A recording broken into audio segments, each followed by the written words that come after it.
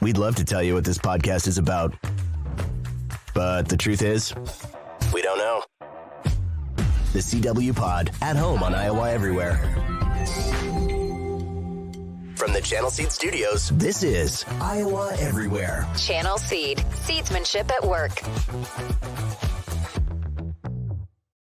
What's up? We're not talking about conference realignment, and we're not talking about gambling here for the next 30 to 45 minutes. I'm so excited for that. Welcome to CW Pod here on the first week of August. And I am joined by an old friend, but a new friend to Iowa Everywhere. So, okay, real quick, you got to tell us, are you Amber Alexander or are we going by Amber Martin? Because that is your husband's name. Yeah. I want to make sure I'm calling you the right thing. Alexander. Okay. Yeah. All right. Yeah, when I was in college, I had my mentor come up to me, and, I have a maiden name as well. Also starts with M. But they basically said, choose a stage name. Oh, yeah. I didn't know that about you. My mentor and my professor. They said, choose a stage name. Really? I didn't know that was a stage name. Yeah.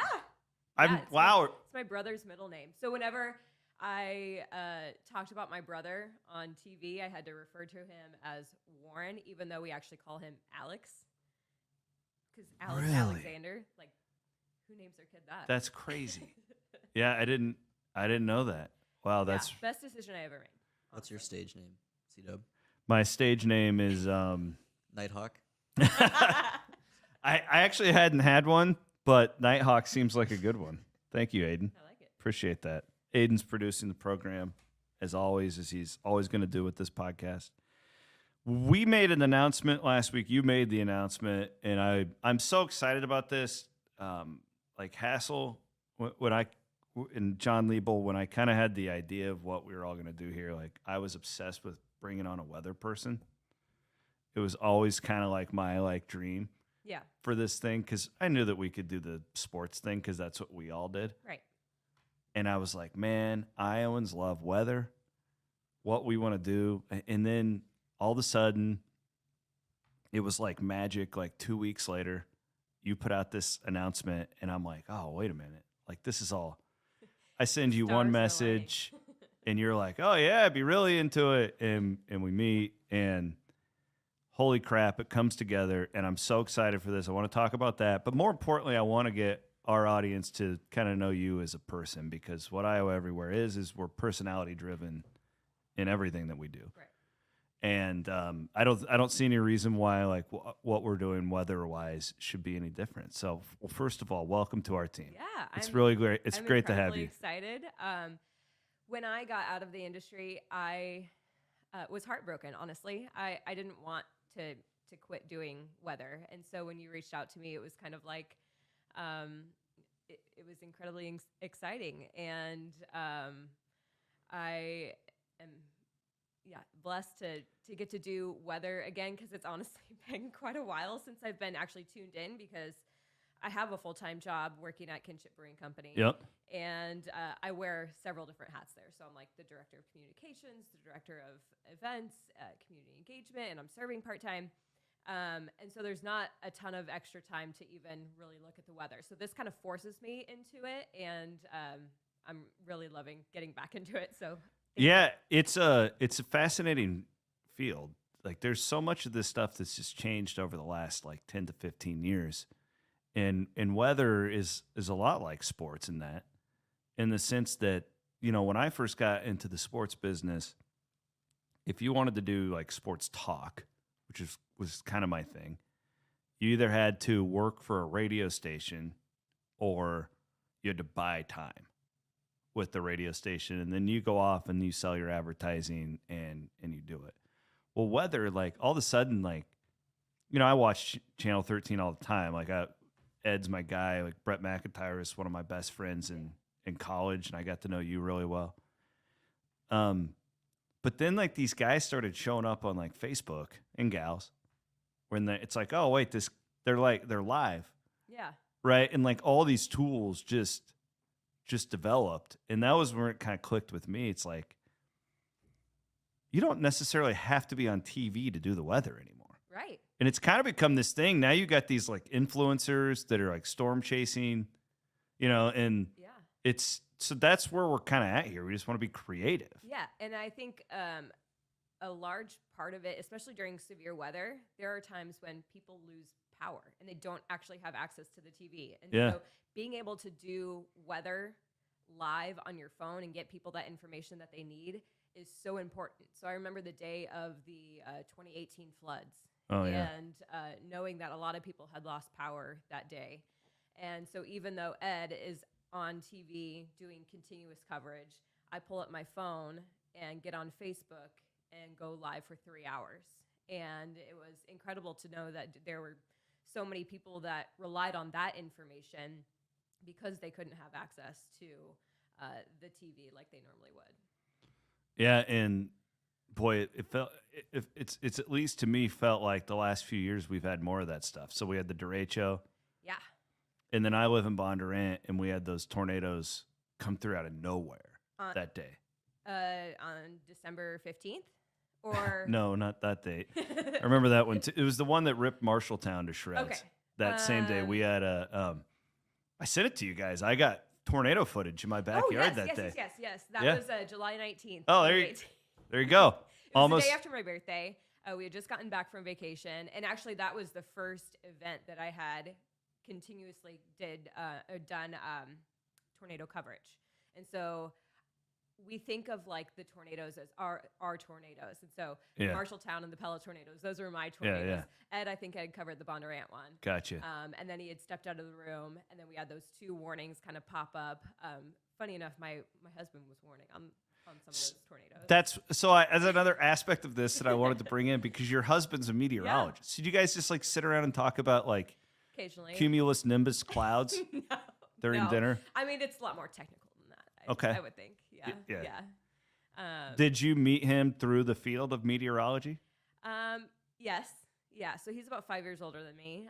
He went to the University of Oklahoma. Boomer Sooner. Yeah. Ugh. Yeah. I And know. you're in Nebraska. You're a Nebraska grad, right? With Yeah. Iowa State and Nebraska, right? So he's actually the Iowa State connection. Oh, okay. I knew So this. his mom actually went to Iowa State, so he grew up a huge Iowa State fan and thought he was going to attend Iowa State. But Oklahoma has like state-of-the-art facilities, professors. They're like the It's weather. known as the #1 meteorology school. So even in high school, I thought I was going to attend the University of Oklahoma, even though I grew up a huge Husker fan. Turns out I'm much more of a homebody than my husband is. So he went down to the University of Oklahoma, graduated from there. I was at Nebraska. So after college, he got a job at the National Weather Service in North Platte. Okay. And when I was at the University of Nebraska, getting close to my graduation date in December 2014, kind of thinking about where I was going to go. And most people in the industry know that there's no guarantee on where you want to go. You don't get to choose. It's a tough field. Yeah. It's a lot like sports, really, Yeah. because Yeah. there's only so many jobs. Right. And so one day I had a professor come up to me and say, "Hey, there's this job opening in North Platte." Well, I kind of had a crush on Corey already. Oh, Yeah. all right. So I was like, The seed had already I'm been going to planted. apply. Fantastic. Look at you. Yeah, so I chased him for a couple of years. And even that whole year I was in North Platte. So I was there for a year. He was there for about 5 years, 6 years. And then I moved to Des Moines in basically January 1, 2016. And he was still stuck in North Platte for another year, but then transferred to Des Moines the year after. So he works for the National Weather Service here in Des Moines. Yep. Does he do like the training classes and stuff like that? A ton. Yeah, I've done those. I used to He's do good those at them. He's very good at them. when I was in Southwest. I'm going to do that. When I was in Southwest Iowa, I used to do the storm training. Me and a couple of like my dad and my uncles would do it for Yeah. like fun. And then I actually, for the radio station I worked for, I mean, it was very, we don't have TV covering us there. So it's kind of like Right. it's left to these local radio stations too. Mhm. And then the weather service guys will call in, and they'll tell you like, yeah, well, it's coming towards Villisca, or Yeah. and that's kind of how people back home stay informed, and I used to spot. Yeah. So I'm a geek about this stuff. Like I'm fast. Did you when in your life did you know you wanted to be a meteorologist? I was about 11. Really? Yeah. So sixth grade, we just happened to be studying weather in school, as I've noticed that some schools do. Not all schools actually study the weather. Interesting. Usually it's around fifth grade. So third or fifth grade. So I've visited a lot of third grade classes, especially to talk a little bit about forecasting and just covering the weather and weather safety, especially. So that's one thing that I like to kind of ingrain in the students to know, because there are areas like Orient or down in those small town areas where kids may be home by themselves after school until their grown up gets home and not know what to do if severe weather happens. So I always want those kids to be smart and not to panic and to know what to do in those situations. Yeah, I also think there's an aspect of this, and we're going to talk more about what Amber is going to do with us, but this stuff's fascinating. There's a real aspect of the Iowa culture where it's like, oh, the sirens are going off. Let's go outside and get a beer. And I'm guilty. Totally. But it's also pretty dangerous, right? Yeah, and like especially if you don't know what you're looking at Yeah. and don't know the relation between you and the storm itself. So in some cases you're probably okay. If you know that the storm is moving away from you, or it's weakening, or you have the amount of space to actually see. Sometimes people are within the hills. There's a lot of trees. You can't see anything anyways. Mhm. So what's the point of going outside if you can't really see anything, because it could sneak up on you, and that of course is dangerous. that Bondurant one did that Yeah. because we It weren't kind in of a. developed right over you guys, honestly. It did. Yeah. I mean, and I have video of it. It was the most. It was the weirdest thing because I was getting ready to go into my KXNO show. We started at like 4. It's like I used to always, I had this routine. I'd sit at my kitchen table from like 1 until 3, and all I did was show prep. And my dog started losing his mind, and we were not in a watch. It was a sunny day, Yeah. and he started like spinning around in circles, like acting like a maniac. I'm like, oh, he's just got to go outside. Yeah. Let him outside, and then all of a sudden my phone's like, and it's like you're in a tornado warning. I'm like, what? And I go outside and like, yeah, there's some clouds. And until you've seen it up close, like this thing, and I saw it, Amber, and it's just this little white thing like kind of spinning around way up in the sky. And I'm like, holy shit, like this is like, that's a tornado. Real. Yeah. And then within 15 seconds, you see, when you see it up close, it's the suction that you don't necessarily get from the video that I learned.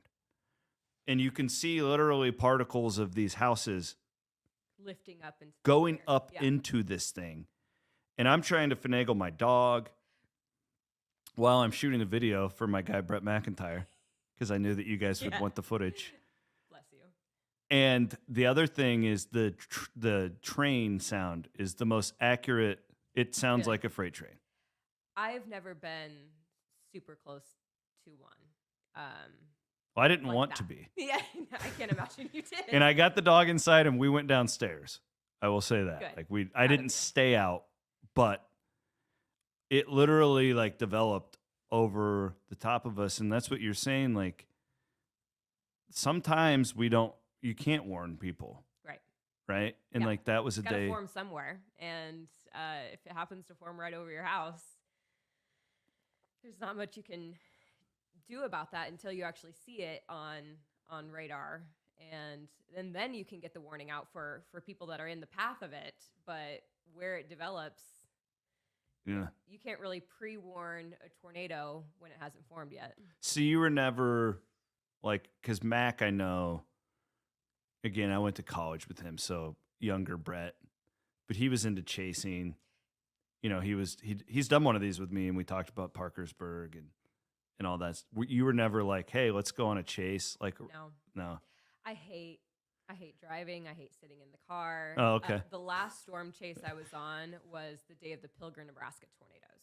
So Okay. that was 2014, spring of 2014. And that was the two EF4 tornadoes that kind of split the town. Yeah, scary situation. But we were in the car for 14 hours that day. And you're sitting in the back, squished between two other guys, and it's not a fun time. So most storm chases don't end up with large photogenic tornadoes. Yeah, it's kind of like, but those are the ones that we see. Right. So it glorifies it. Yeah. Which is kind of dangerous too, because then is. it makes the guy like me with the bush light in his hand looking for, you know what I mean? Yeah. Like most of the time it doesn't end in like this glory. And, Right. but then there's these people on Twitter that like, they've made it a career of being these like storm influencers now. Yeah. Yeah. There's a lot of people that will actually donate toward those storm chasers. They're like on Patreon and stuff like that. Yeah, I don't know exactly how it works, but they seem to know the places to go. But it's a lot of time in the car. Yeah, and, I mean, and leaving your families, and it's just no, that's not. I mean, I follow a lot of these people. Yeah, same. And I mean, they're mapping it out like 2 days before. They're like, well, I'm going to be in Michigan because I think that this thing's going to pop. And it's fascinating to me how you guys are able to do that. I don't know that I really have that intuition of like, I know there's going to be storms that day, but I don't know. I guess I don't have the experience with zeroing in on a certain spot. So it's, to me, it's just a lot of work and oftentimes no reward unless you are very, very experienced with it. It's just not for me. So let me ask you this. How long have you been out of college? 10 years? Almost 10 years. It'll be 10 years. How far has the technology come as far as the Dopplers and the stuff that you're going to be using with us? And like, cause I'm always fascinated by the accuracy of these forecasts, these computers and stuff compared to maybe, like when a guy like Ed was starting out. Right. Oh I mean, it's got to be incredibly different. It's got to make your job a lot easier. Yeah, right? A lot easier. There's one thing called the dual pole radar, which that has helped us with a lot of different things. You're able to. I'm trying to not. I haven't actually thought about it in a long time. Well, good. Look at me just pulling from the old. Yeah, it's a lot more detailed. Yeah. To be able to give us a lot more information when we're actually not necessarily forecasting, but nowcasting. Do you rely less on spotters now compared to? Because it feels like 20 years ago that was way big. Oh, we got a spotter on Highway 2 that. Because now, like, you guys will, like, zero in on these, like, hooks and stuff. You know what I mean? We can. Yeah. Yeah, but not every storm has that signature hook. Got it. So, and the farther you get from the radar, the higher up into the atmosphere you're actually detecting, or you're actually sampling. And so you may not actually know what's going on at the surface because the radar beam is above that. So you can kind of understand what's happening higher up in the atmosphere. Interesting. But you might actually have some circulation higher up in the atmosphere and not down on the ground.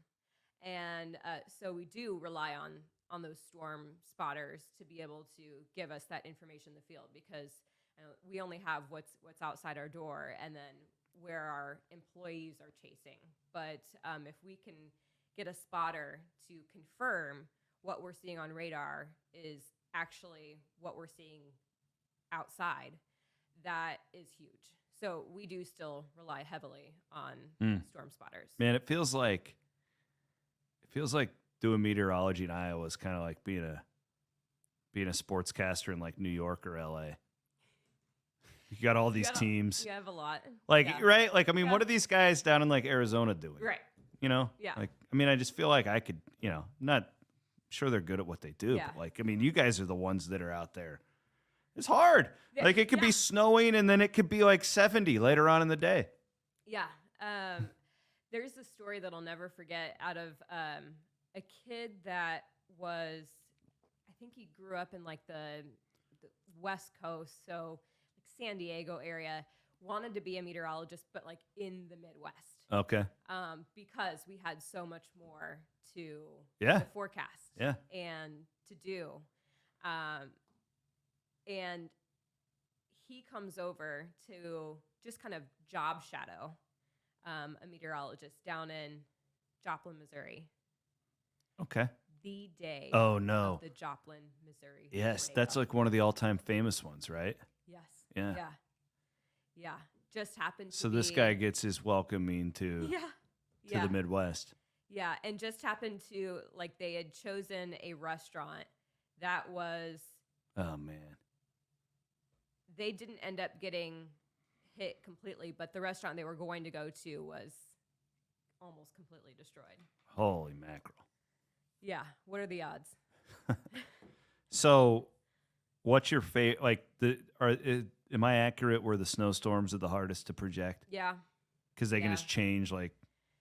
Yeah, and there's a lot that goes into that, like snow to liquid ratio, and so the amount of moisture that you have in the atmosphere, and the temperature, not only at the surface but all the way up into the atmosphere.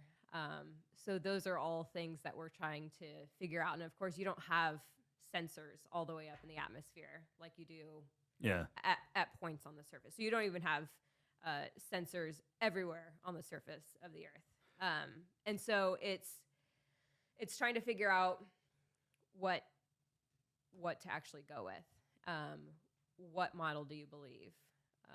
Does this one have a bias? Is it typically bringing in more moisture than we typically see here in Iowa? So it's trying to figure out all those little things, and then you have these little micro, just these very small things happening in the atmosphere that you don't typically, you can't really detect on a national radar or even like a regional radar, or some of the models that just like, would I believe that if I were to see it and it actually came true? So that's part of it too. Whether you believe what it's showing is actually going to happen. There's a Cyclone Fanatic thread that our users on Cyclone Fanatic are weather geeks. We have a group of them, and they always are putting these like models up with these snowstorms, and it's like, oh my God, we're gonna get 36 inches of snow. When's the last time we've got 36 inches of snow in one? Were our grandparents all full of shit, or did they actually walk to school in 2 feet of snow all the time?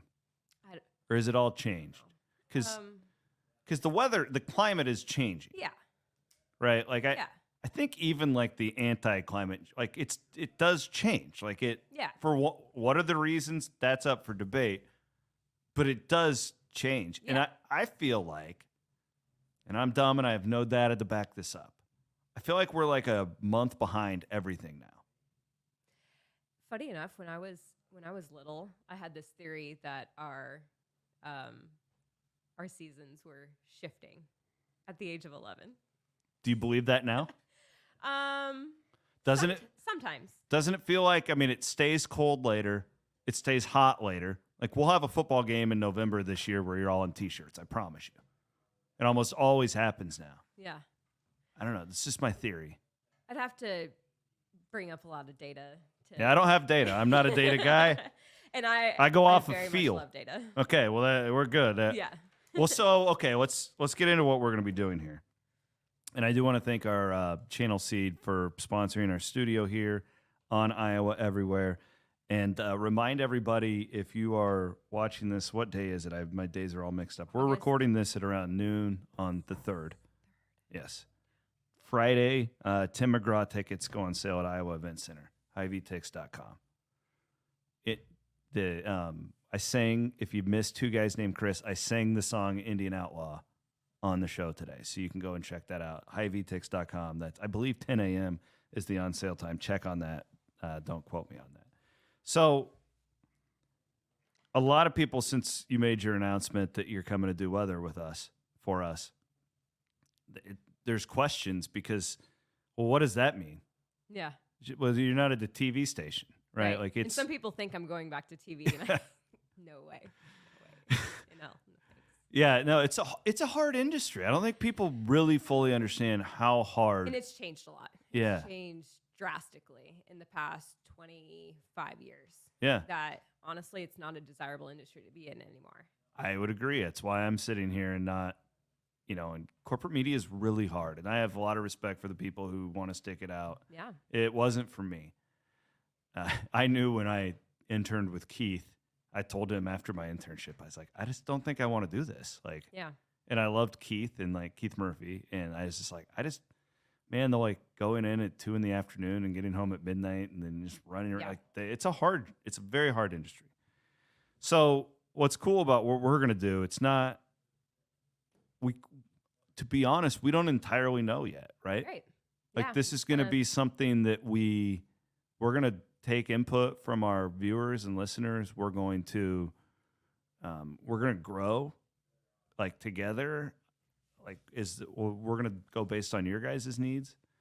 But I think that why can't we go live if there's severe weather? I can moderate it for you, and then you can do your science thing, and then I'll keep the thing going. But what are some of your visions with what we're going to do here? Because again, like we're kind of figuring this out as we go.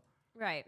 I know through being in the industry that some of our most watched shows were Sunday nights. Mm-hmm. Because people want to know what to expect for the Yeah. work week. So getting you a 7-day forecast on a Sunday evening is going to be high on my priority list. And then also getting you prepared for the weekend. So Thursdays, I would say Fridays are one of the least watched show days. I've tried to explain this to people in the industry. Like if you put out a podcast on a Friday, it's going to get half the consumption that it would if you put it out on a Tuesday. Yep. Which seems weird.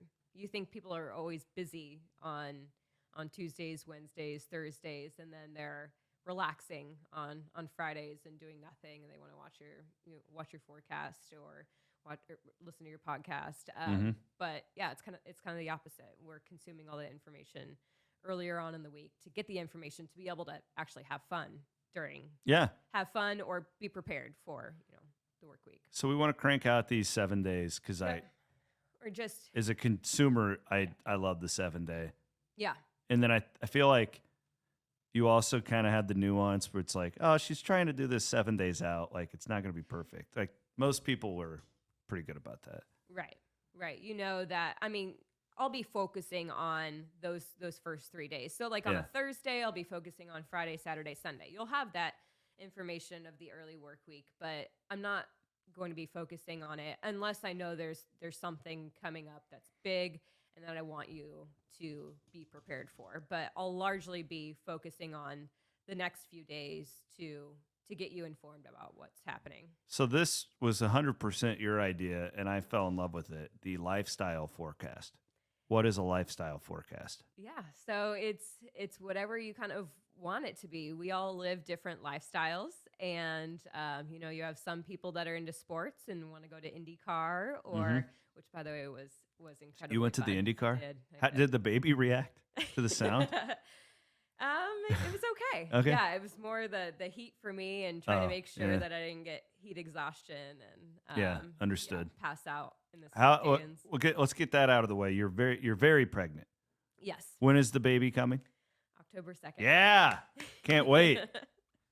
Can't wait. Yes. Congratulations on that. Little boy meteorologist coming. Yeah. I didn't know it was a boy. When did you find that out recently? May. Oh, okay. Yeah. Cool. For some reason, I thought you were having a girl. But that's Van Winkle. We're having all sorts of Iowa everywhere babies. They're just popping up out of nowhere here. So these lifestyle forecasts. So just a little teaser, like you're working on one for Hinterland. Yeah. Yep. So Hinterland one will be coming out later today. The State Fair. This type of stuff. College football games. Yes. Those were some of my favorite forecasts to put together because I would get totally nerdy with it because I have a little bit of a graphic design, not professional background, but I love to work on. You know enough graphics. to be dangerous. Yeah.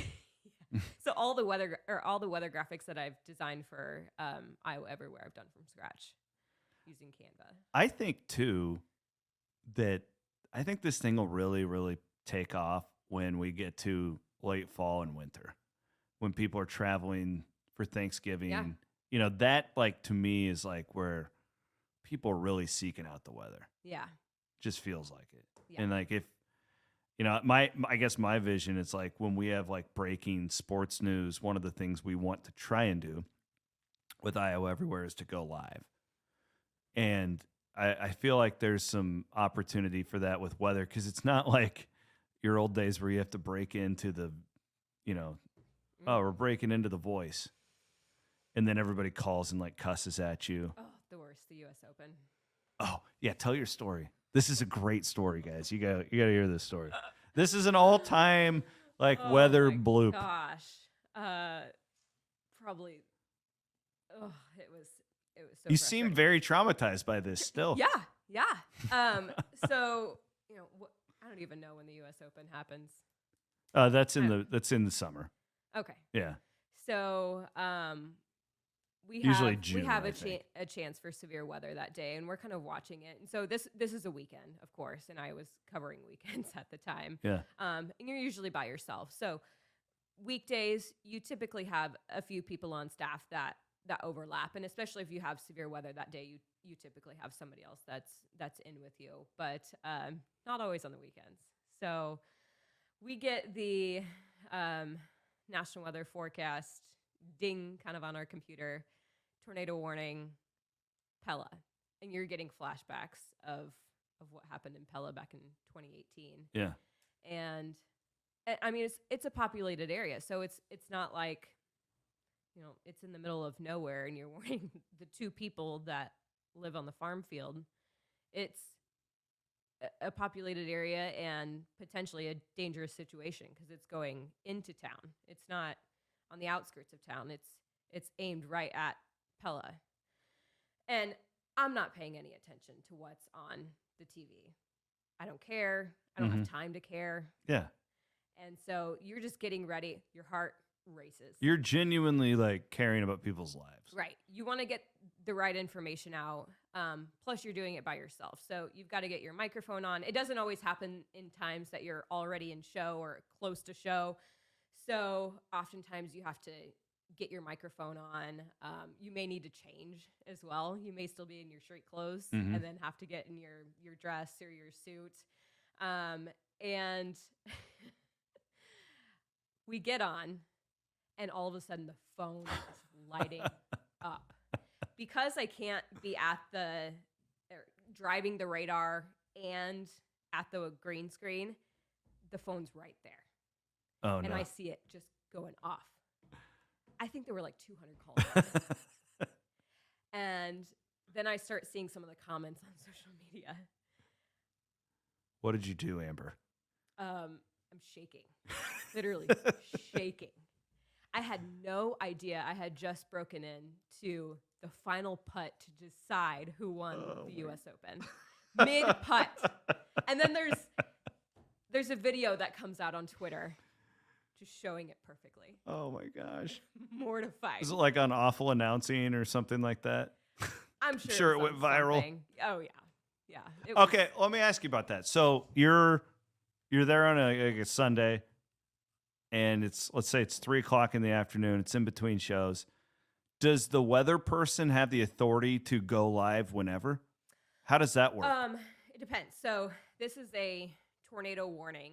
By FCC law, we have to break in for coverage. Like I don't have a choice. So there's like a radius around Des Moines, and if it's anywhere within this, within the forecast area. Okay. So if it's in your forecast so if it's in area, Atlantic, you still have to. that's not our forecast area, but Understood. Omaha.